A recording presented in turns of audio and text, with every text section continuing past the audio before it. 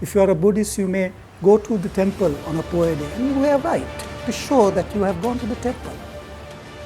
If I divulge my religion, you see, that is what hate speech does. We came to this country first. Our boats arrived before your boats arrived here. It's the same.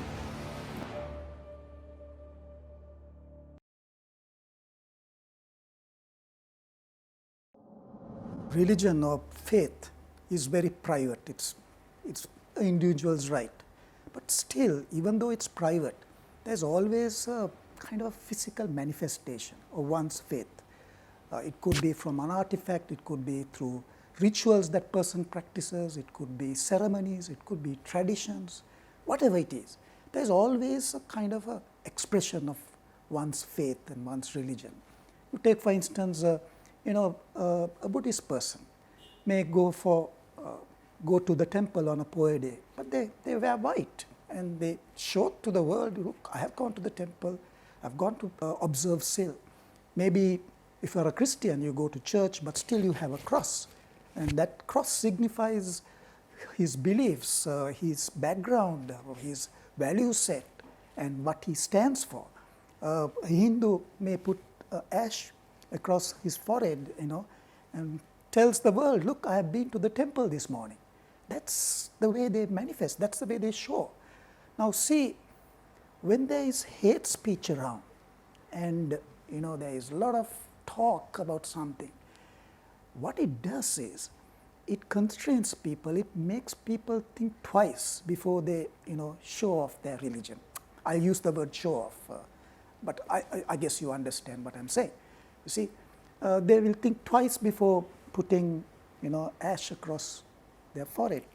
I mean, for instance, take somewhere in 1983, just before, during the riots, would a Hindu feel comfortable, feel free to have ash across his forehead and walk on streets of Colombo? I don't think so. So that's what hate speech does. I mean, let me flip the coin this way. I don't know the person, all of you watching this video, what your religion is, but just for instance, think, for instance, if you are part of the majoritarian religion, and for one day you become the minority, and there's a lot of kind of hate speech around, and you go to a police station and you have to make an entry, and they ask your name, they ask your race, then they ask your religion, and for 10 seconds you are reluctant to, you're thinking, should I tell them what my religion is? Will I be treated differently? Just put yourself into those shoes for a few moments, and then you will realize what hate speech does to one's practicing of religion.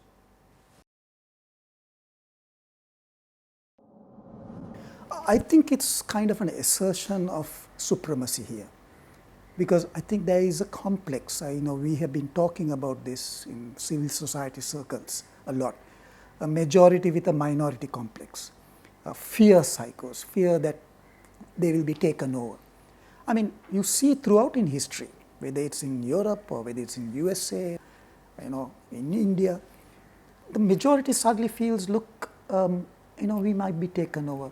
What we stand for, our value sets or our culture will be taken over.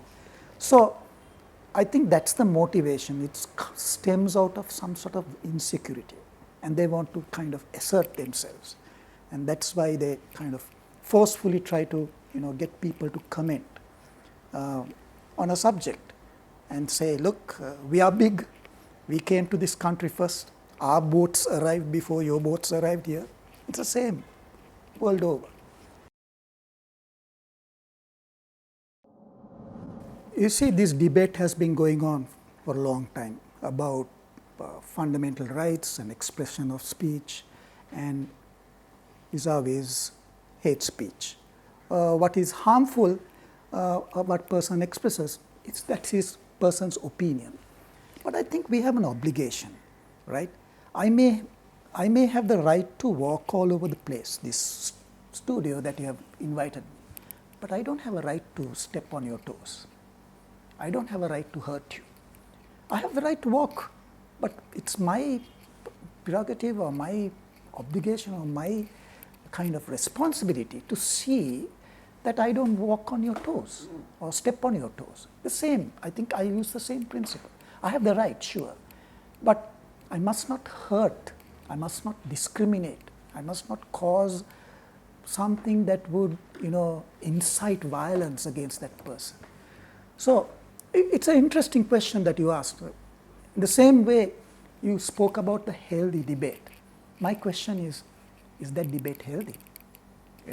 If one person gets hurt or one person feels cornered or whatever, I don't think you can, in any stretch of imagination, call that debate healthy.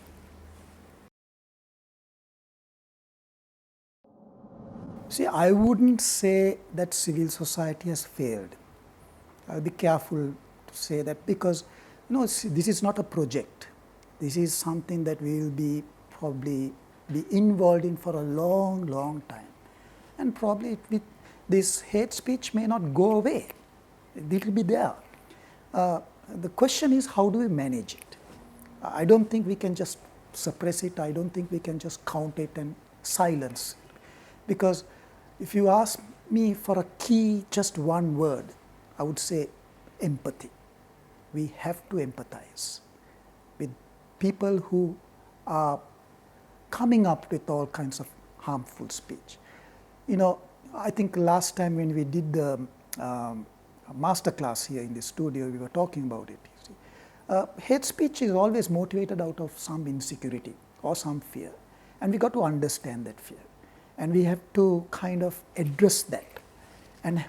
And as long as we have a conversation, continued, conversation with those who are engaged with hate speech, it's not a debate, it's not a one-on-one wrestling fight or a boxing fight. We need to engage and have that conversation. I think we'll be able to manage this, we'll be able to suppress this, we'll be able to convince some of the moderate people who kind of subscribe to certain thought, ideas, to change their mind.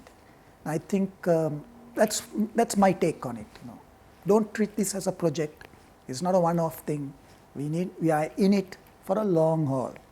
And if we have that approach, I think quite correctly you said, sometimes we tend to take that moral high ground and preach from a pulpit, and we end up preaching to the converted, and we are happy.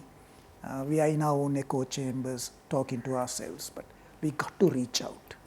And I think you are from the communication side, and understand that you have to understand the target audience. You have to understand the psyche, the emotional content, and why they say that, the fears, all that, and have that conversation. Build bridges is what I would say.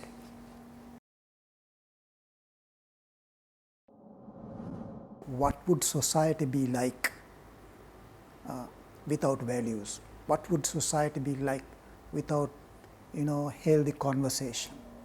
What would society be like one race or one religion dominates the other? We don't have to look far. We can look back at history and see how society is kind of totally disintegrated.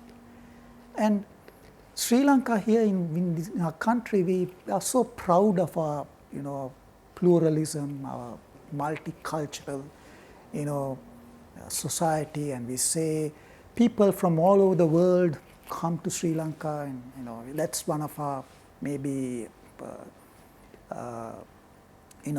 branding points, or how shall I put it, propositions, value proposition of our country.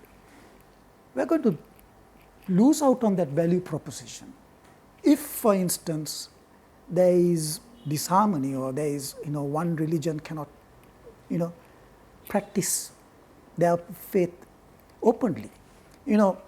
We see temples and churches and mosques and kovils and, various cave kind of temples in our country, and people come to see it, and people celebrate it, people enjoy watching that. We are, it's like taking the bricks out of all those beautiful elements if we continue in this whole this type of unhealthy kind of discourse about religion. That's